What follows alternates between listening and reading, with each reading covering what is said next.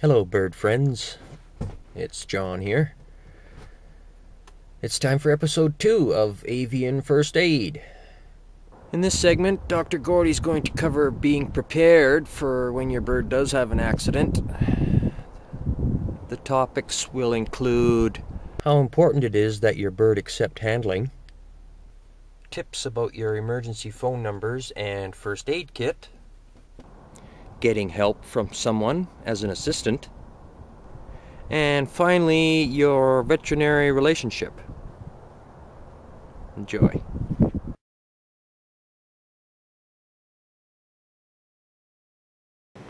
So the first thing with any sort of first aid is to be prepared before the emergency arises. Preparation with respect to your bird would be teaching your bird to accept handling. Handling meaning toweling, step up, step down, being touched on the feet and on the wings, because when that emergency happens, a bird that is less stressed will be way better able to handle blood loss, being handled by a veterinarian, temperature changes, and even the transport. So preparing your bird to accept stressful situations ahead of time is quite useful.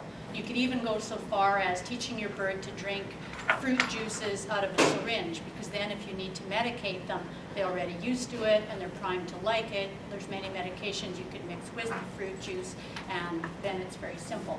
The last AAV I went to in Monterey, the zoos are now hiring animal behaviorists to teach the animals to accept blood taking and handling for banding and tracking, because they've found that it significantly reduces the mortality if they reduce the stress.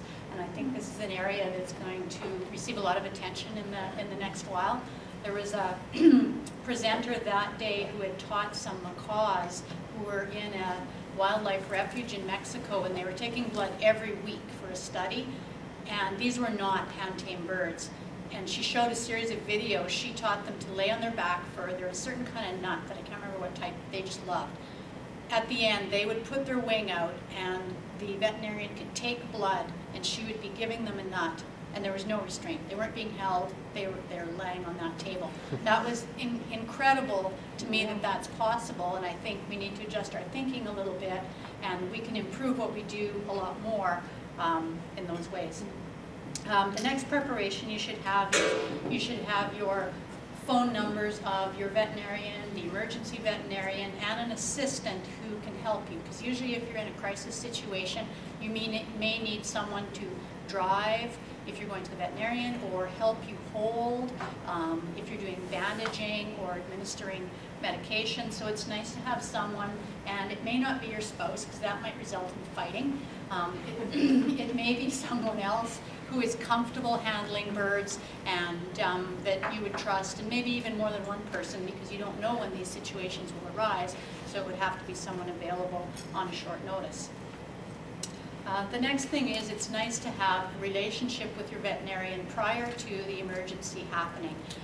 It really helps me if I've seen the bird before, if I have a weight on it, and I know roughly the bird's temperament, because the advice that I might give you if you call me and say my bird's doing such and such is going to vary depending on if I think you're able to do certain things with your bird because of its temperament. Also, if I have a weight on file, then I could tell you over the phone how much of certain medications to give.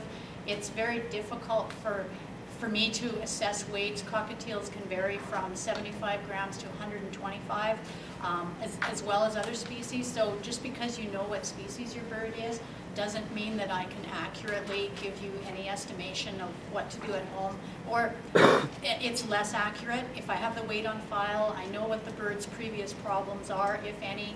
Maybe we have blood work, so we have a baseline. That's all super useful in the situation where we have an emergency. Then you should have your things that you might need organized. Your first aid kits, your towels, maybe a carrier, a hospital cage. If you have all those things prepared ahead, then when the emergency happens, you're not running around trying to find things. And it's probably good if you have a designated area where you keep them, so that It's not, you know, up on the shelf one week and somewhere else somewhere other week, because then when you're in an emergency, you're going to be stressed as well as your bird, and it's nice if you know exactly where everything is. And often if you keep it together, what I do with my emerge thing is I store it inside my carrier kit with a towel, so that if I need something, it's all right there. So now that we all know, there shouldn't really be any excuse for not being prepared, is there? It's not if your bird is going to have an accident, it's when your bird is going to have an accident. So the next step would be to assess the situation, to find out just exactly what happened, what was the accident, and things like that. So be prepared. There's no excuse.